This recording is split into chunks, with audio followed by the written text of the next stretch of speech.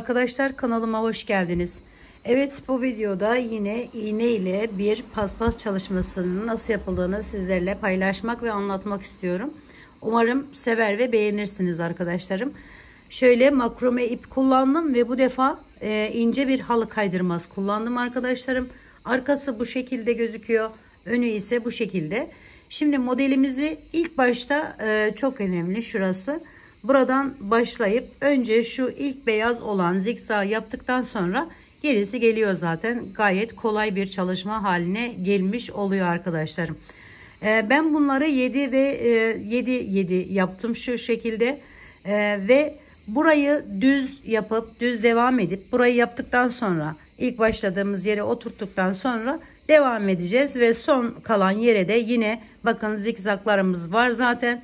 Oradan devam edip bitireceğiz arkadaşlar. Bu şekilde bir desenli bir çalışma yapmak istedim.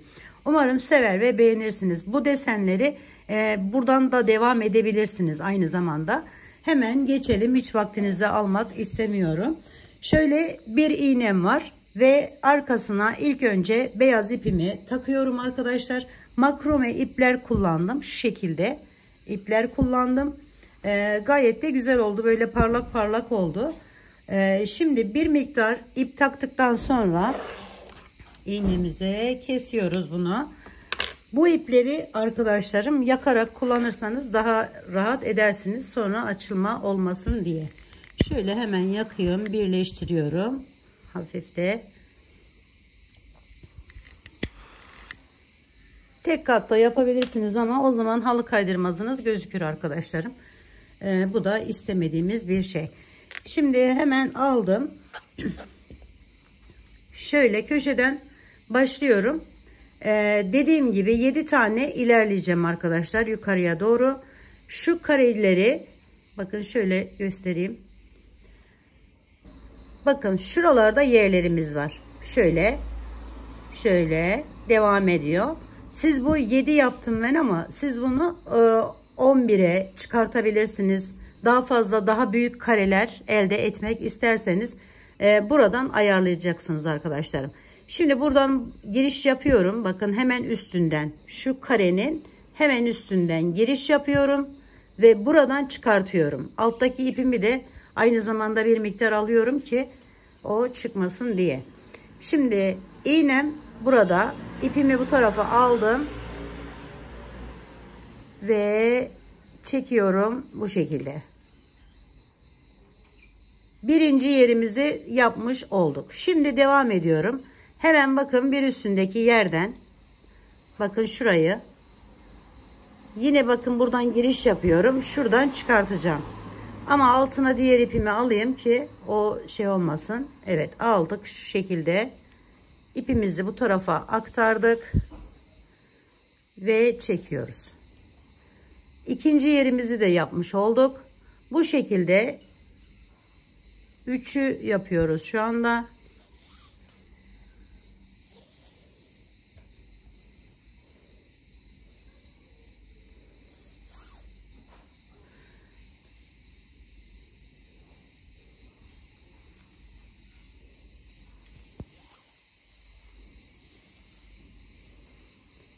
Bir, iki, üç, dört, beş. Şimdi 6. Ve sonuncu 7. 7'yi yaptıktan sonra bakın şu şekilde aldım. Hemen bir yana bakın şu şekilde geçiş yapıyorum. Yine aynı devam edecekmiş gibi. Bu şekilde aldım. Ve geçiriyorum.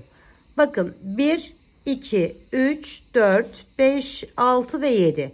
Şimdi aşağıya doğru ilerleyeceğiz. Şu şekilde şu karelerin görmüş olduğunuz şu yerlerin üzerlerini kapatarak ineceğiz aşağıya. O yüzden bakın ipimi bu şekilde tutuyorum. Buradan giriş yapıyorum. Buradan çıkartıyorum.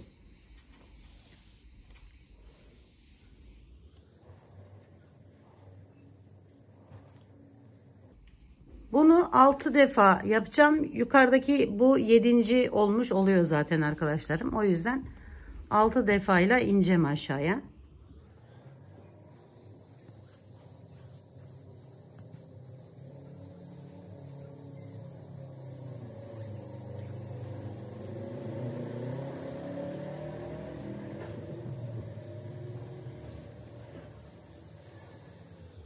Ve sonuncuyu yapıyorum.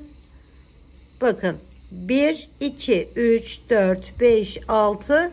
Bu da 7. yerimiz oluyor. Şimdi tekrar yukarıya doğru çıkacağız. Yine bunun yanından giriş yaptım bu şekilde. Çekiyorum. Şimdi yine yukarıya doğru çıkacağım. Ve bu kareleri arkadaşlar 7 tane, yani bununla beraber 7 tane olacak şekilde tamamlayacağım.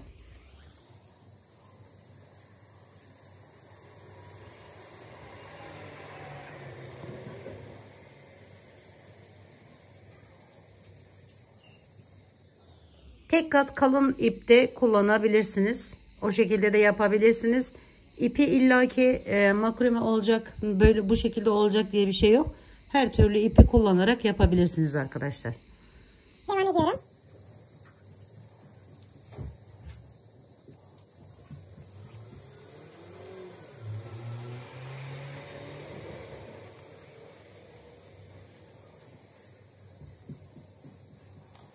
Bir, 2, 3, 4, 5, 6 ve 7. 7.'yi yaptık. Sona geldik. Şimdi aşağıya doğru tekrar dönüş yapıyorum.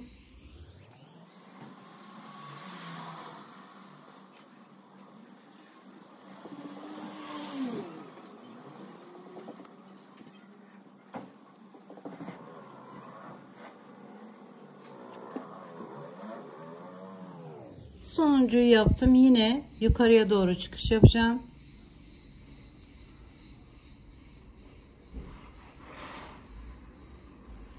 Ve bakın bu şekilde devam ediyor arkadaşlarım. Burayı da aynı şekilde yapacağız. Şimdi bundan sonra burayı anlaşılmıştır diye düşünüyorum. Bir sıra daha aynı şekilde, bakın şu sona geldiğimizi düşünün. Üstünden geçeceğiz.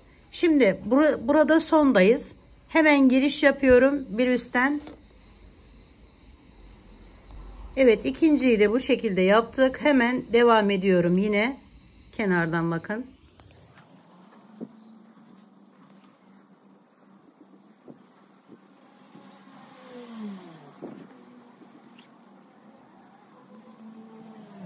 Şimdi buraya geldiğimizde tam tepe noktasına hemen yine bir üstten şu şekilde giriş yapıyorum.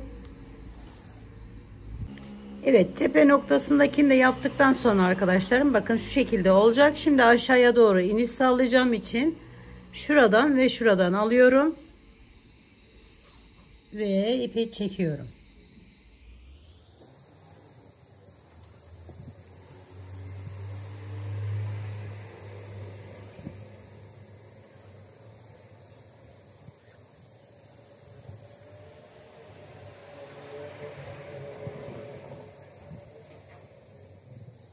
Şimdi ortaya geldik. Ortaya geldiğimizde yine bakın şöyle giriş yaptım.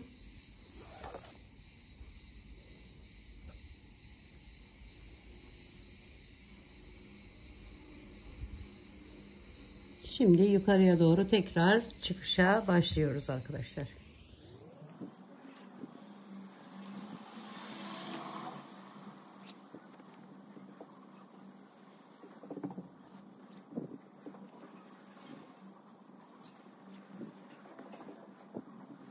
Şimdi burayı yaptıktan sonra hiç ipimi kesmeyeyim. Şimdi devam edeyim. Şöyle 7 tane yukarıya doğru sayıp bakın şurayı yapacağız arkadaşlar. Şuradan başlayıp aşağıya doğru diğer kareyi oluşturmak için yerimizi yapacağız. Şimdi 1, 2, 3, 4, 5, 6 ve 7. 7. burası oluyor. Hemen bir üstünden giriş yapıyorum. Aşağıya doğru gideceğim. Şöyle.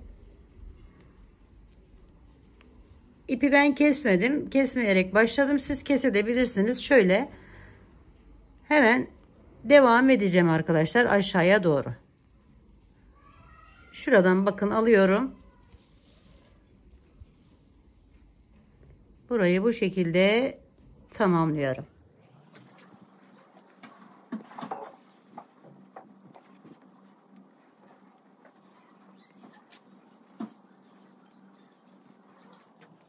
Şimdi bakın son yere geldim. Hemen yine şuradan giriş yapıp şöyle bağlıyorum. Ve buradan şimdi yukarıya doğru çıkacağız arkadaşlar. 7 tane yine yukarıya doğru ilerleyeceğiz. Yani 6 tane 7.'yi yapmış oluyoruz. Zaten ortadaki yerimiz 7. yerimiz oluyor. 1 şu 2 hemen 3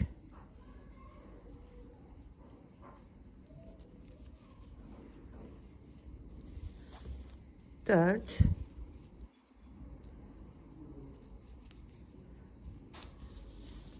5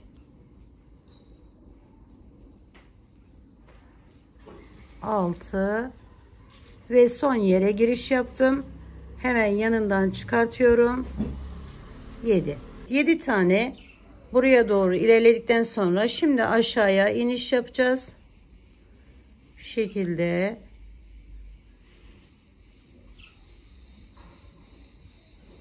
bu tepe noktasına geleceğiz arkadaşlar.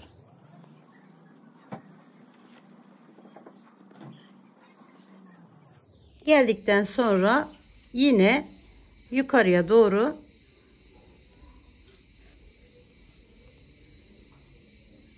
tıpkı burada yaptığımız gibi buradan devam edeceğiz. Şimdi ikinci sırayı da aynı şekilde bir alt sırada yaptığımız gibi üstlerinden alarak geçerek tamamlayacağız arkadaşlar. Bu şekilde tamamlayacağız buraları. Şimdi bir miktarda iç kısmını nasıl dolduracağımızı göstermek istiyorum. Burası anlaşılmıştır diye düşünüyorum. Önce bunları yaptıktan sonra zaten gerisi kolay oluyor arkadaşlar. Evet, şimdi şu karelerin içlerini nasıl dolduracağız? Onun bir miktar göstermek. Burası da aynı şekilde arkadaşlarım zaten. Bakın hemen şöyle zor olan yeri göstereyim sizlere. Hemen giriş yapıyorum. Bu ipimi yine tutturacağım bir şeyde. Şuradan kenar olduğu için bu şekilde tutturalım. İçi de zaten bu şekilde dolacak. Bakın hemen giriş yaptım yanından. Ve şimdi yukarıya doğru devam edeceğim.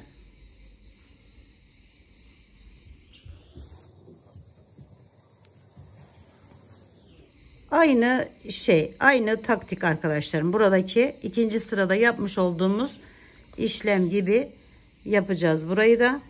Şimdi buraya geldiğimizde tekrar aşağıya doğru dönüp aşağıdan devam edeceğiz. Şöyle son yeri yaptık.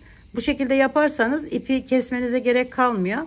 Direkt diğer tarafa geçiş yapabiliyoruz arkadaşlarım. O yüzden bu şekilde gidin derim. Şimdi hemen bu karenin üzerini dolduracağız. Şu şekilde yapıyorum. Tersinden iğnemi. Bakın.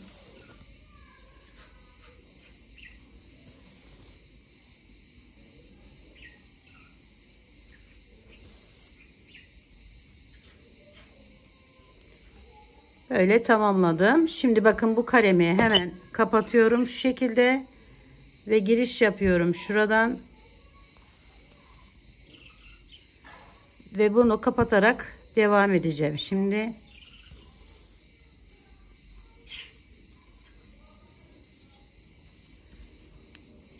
çok fazla ip gitmiyor arkadaşlar. Şöyle karelerimizin üzerlerine kapatarak devam edelim.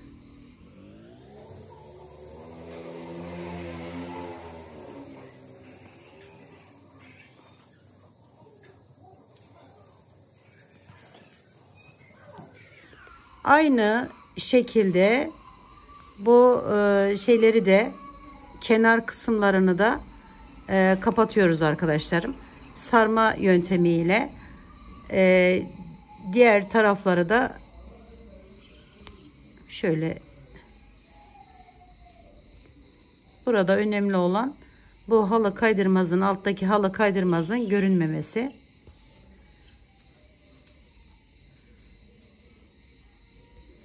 Bakın şu şekilde dolduruyoruz iç kısımlarını. Burayı da yine ben hemen hiç ipi değiştirmeden veya şey yapmadan oradan da bir miktar göstereyim sizlere. Şu şekilde yaptım. Şöyle başlıyorum ve aynı teknik.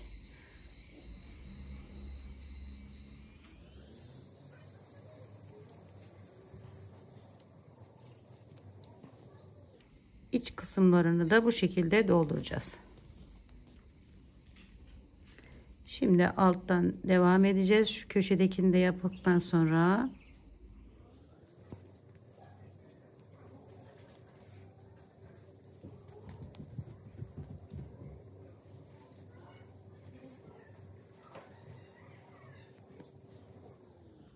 evet, bakın bu şekilde devam edeceğiz arkadaşlar. Diğer sıraları da aynı şekilde doldurup zaten burası dediğim gibi bu deseni devamda ettirebilirsiniz. Böyle bu şekilde de bitirebilirsiniz arkadaşlar. Şimdi bir miktar da şu ipimle, kalan ipimle size kenarını nasıl çevirdiğimi göstereyim. Şöyle sardım arkadaşlarım.